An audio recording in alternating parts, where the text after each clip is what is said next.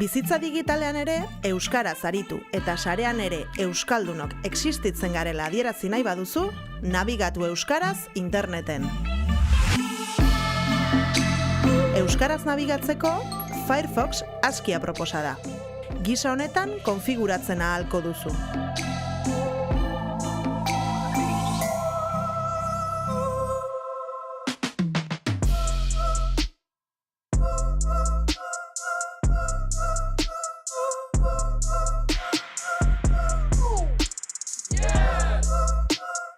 Chrome erabiltzeko ohitura baduzu, jakin ezazu nabigatzailea bera ez dela euskaraz paratzen ahal, baina euskaraz nabigatu nahi dugula adierazten ahal diogu.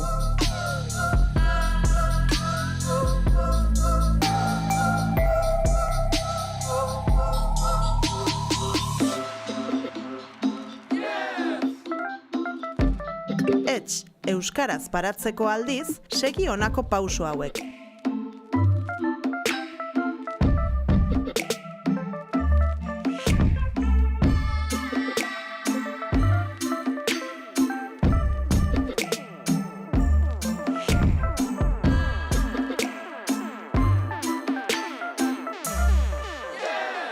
Eta zer gertatzen da posta elektronikoarekin?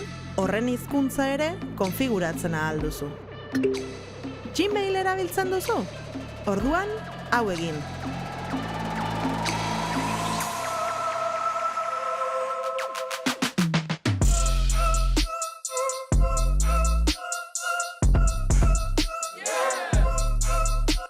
Thunderbird euskaraz paratzea ere erraza da.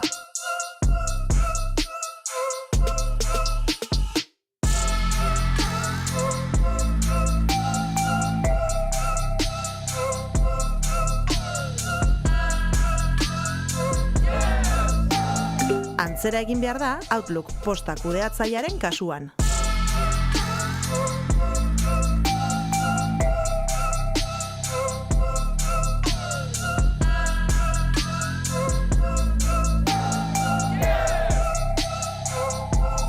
Bizitza digitalean ere euskaraz ari.